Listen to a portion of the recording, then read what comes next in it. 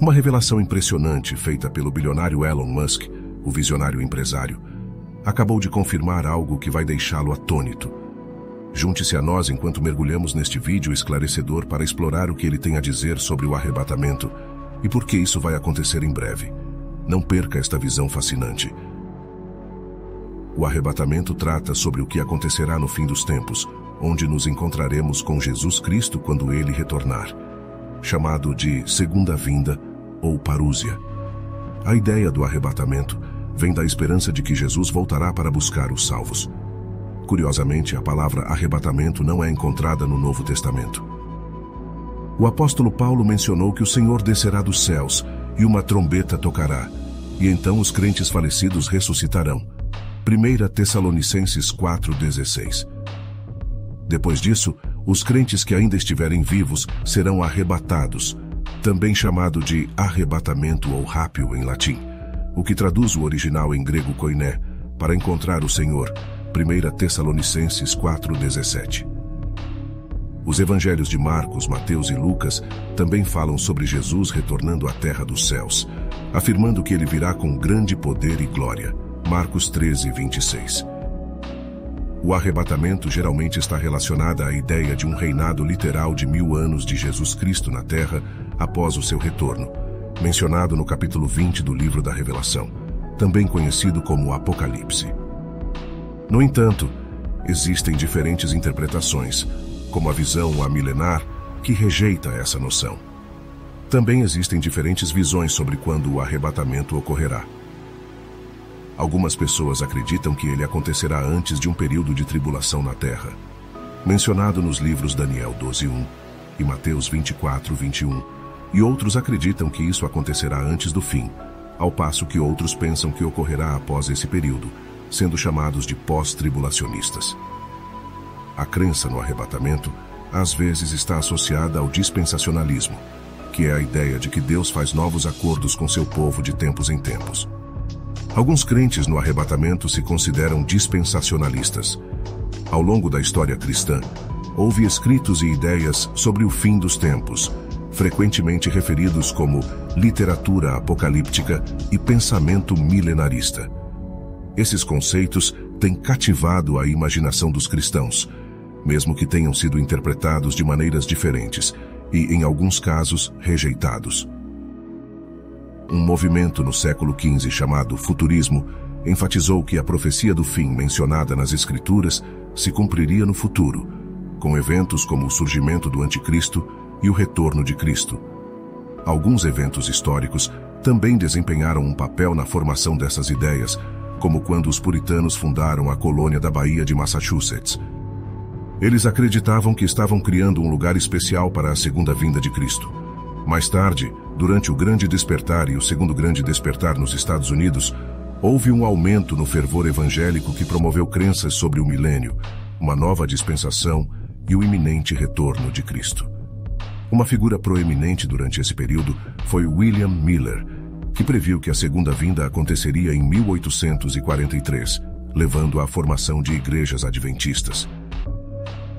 O conceito do arrebatamento persistiu ao longo dos séculos XIX e XX, ganhando popularidade entre alguns cristãos evangélicos e fundamentalistas e até se espalhando para outros movimentos religiosos cristãos e não cristãos.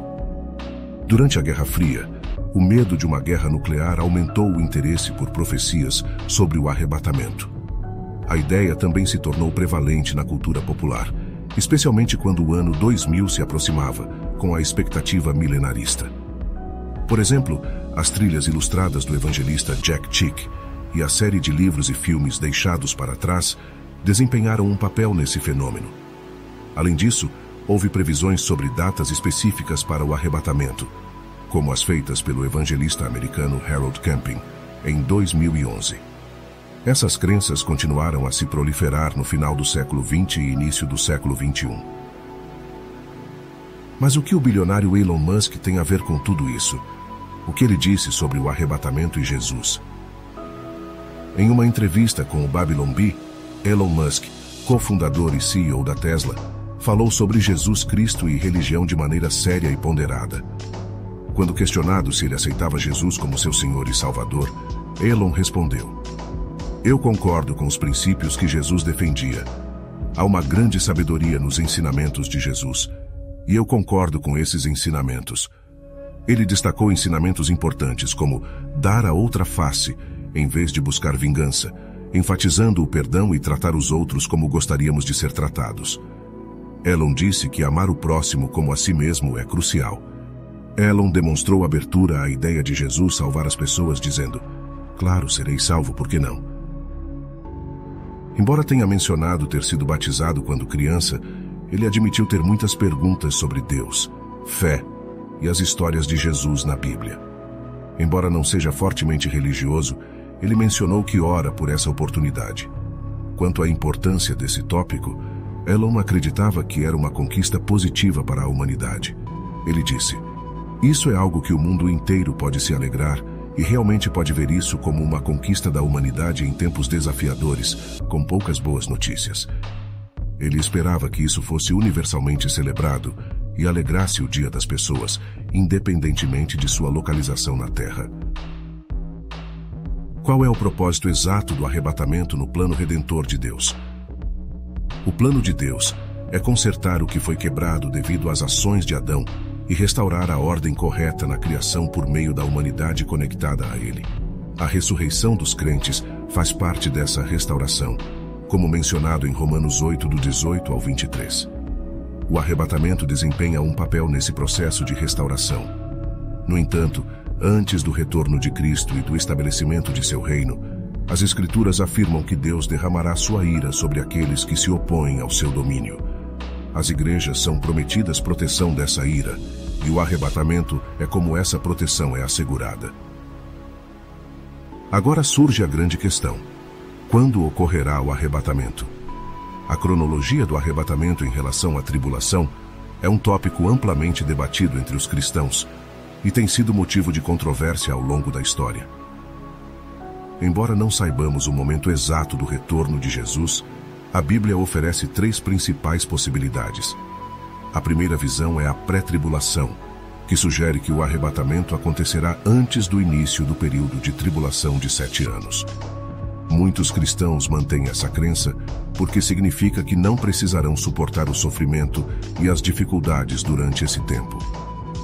Os primeiros cristãos esperavam ansiosamente o retorno de Jesus, acreditando que poderia acontecer a qualquer momento. É importante entender que nenhum evento profético específico precisa ocorrer antes do arrebatamento. Ele pode acontecer a qualquer momento. Na visão do meio da tribulação, estudiosos propõem que o arrebatamento ocorre 3 anos e meio após a assinatura de um tratado de paz que garante a segurança de Israel. Os primeiros 3 anos e meio da tribulação seriam relativamente pacíficos para os crentes, de acordo com essa perspectiva. O arrebatamento ocorre primeiro, seguido pelo rompimento do tratado de paz, o que leva à ira de Deus sendo derramada através dos selos, trombetas e taças. Ambos os pontos de vista, pré-tribulação e meio da tribulação, encontram apoio nas Escrituras, tornando-os interpretações plausíveis. O importante é permanecer vigilante e preparado para o retorno de Jesus, independentemente do momento do arrebatamento. Vamos falar sobre a terceira posição, a perspectiva pós-tribulação. De acordo com essa visão, o arrebatamento ocorrerá após o período completo da tribulação, simultaneamente com a segunda vinda de Jesus. No entanto, não acreditamos que esse cenário seja provável devido às diferenças significativas entre o arrebatamento e a segunda vinda. Isso inclui a afirmação de que durante o arrebatamento, os crentes encontrarão o Senhor nas nuvens. 1 Tessalonicenses 4:17. Por outro lado, na segunda vinda, os crentes retornarão à terra com o Senhor. Apocalipse 19:14. Além disso, a segunda vinda ocorre após a grande e terrível tribulação. Apocalipse 6:19. Enquanto o arrebatamento acontece antes do início da tribulação. 1 Tessalonicenses 5:9 e Apocalipse 3:10. E o arrebatamento é uma missão de resgate que tira os crentes da terra. 1 Tessalonicenses 4, do 13 ao 17 e 1 Tessalonicenses 5:9. Em contraste, a segunda vinda envolve a remoção dos descrentes como um ato de julgamento. Mateus 24, versos 40 e 41.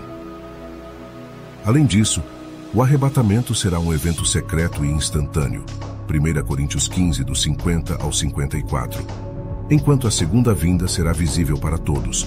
Apocalipse 1:7, Mateus 24, versos 29 e 30. Finalmente, a segunda vinda de Cristo acontecerá somente depois que certos outros eventos nos tempos finais ocorrerem. 2 Tessalonicenses 2, 13 e 4, Mateus 24, do 15 ao 30, Apocalipse 6. No entanto, o arrebatamento pode ocorrer a qualquer momento. Ele é iminente. Tito 2:13, 1 Tessalonicenses 4, do 13 ao 18, e 1 Coríntios 15, do 50 ao 54. Então, o que vocês acham? O arrebatamento está próximo? Comente abaixo com suas opiniões e inscreva-se no canal para mais vídeos como esse. E não esqueça de compartilhar esse vídeo com seus amigos. Até a próxima!